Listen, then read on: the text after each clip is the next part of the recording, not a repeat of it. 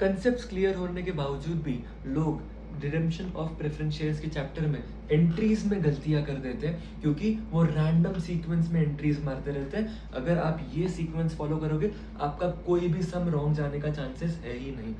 हमको कुछ steps follow करने पड़ते हैं। सबसे पहला, आपका preference shares fully paid up बनाओ। Section 55 of your companies act का क्या रिक्वायरमेंट है कि fully paid up preference shares ही हम रिडीम कर सकते हैं, पार्टली पेड अप नहीं कर सकते हैं। अगर क्वेश्चन में एक ही प्रेफरेंस शेयर है जो पार्टली पेड अप है, तो उसको पहले फुल्ली पेड अप बनाना पड़ेगा। अगेन क्वेश्चन टू क्वेश्चन अपने को देखना पड़ेगा क्या रिक्वायरमेंट है क्वेश्चन का। सबसे पहले फुल्ली पेड अप बनाएंगे। अब फुल्ली पेड अप हम बनाने का, लेकिन सामने वाले ने अरियर्स किया और दे ही नहीं रहा पैसे, तो सबसे पहले फोरफीचर एंड री इशू अगर क्वेश्चन कह रहा है तो इसकी एंट्री मारेंगे। अगर पहले ये वाली एंट्रीज नहीं मारी और बाद में ये इसको मारने गए तो शायद से गड़बड़ हो सकती है। सबसे पहले पेड अप या फिर इफ क्वेश्चन में डेटा है फोरफीचर एंड री इशू की एंट्री मारी जाएगी। उसके बाद other transactions not related to redemption of preference shares, यहाँ पे sale of investment, collection of debtor, issue of debentures, ये सब आपको क्वेश्चन डेटा देता है, क्योंकि शायद से कंपनी के पास पैसे नहीं होते, कंपनी को प्रेफरेंस शेयर्स रिडीम करने बहुत सारे पैसे दे रहे हैं ताकि आपको कुछ पैसे मिले, इसलिए ये ट्रांजैक्शंस दिए जाते हैं। फिर हम इन ट्रांजैक्शंस को रिकॉर्ड करेंगे।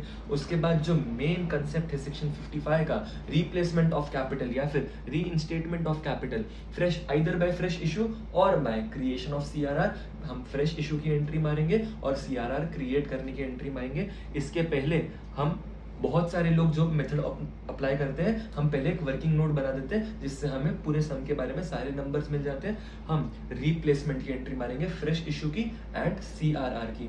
वंस दिस इज डन, हम उसके बाद रिडेम्पशन की एंट्री मार सकते हैं। पहले प्रेफरेंस शेयर होल्डर्स को ड्यू करेंगे एक एंट्री में, नेक्स्ट एंट्री में उनको पेमेंट कर देंगे।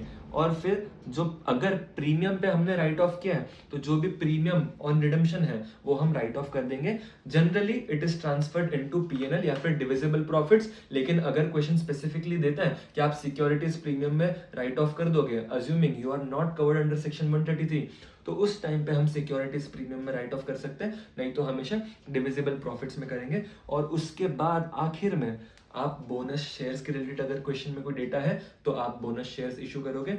अगर ये सीक्वेंस फॉलो करोगे तो आपके रिडेम्पशन ऑफ प्रेफरेंस शेयर्स के क्वेश्चन के आंसर्स रॉन्ग नहीं जाएंगे। I hope this is helpful. Thank you so much.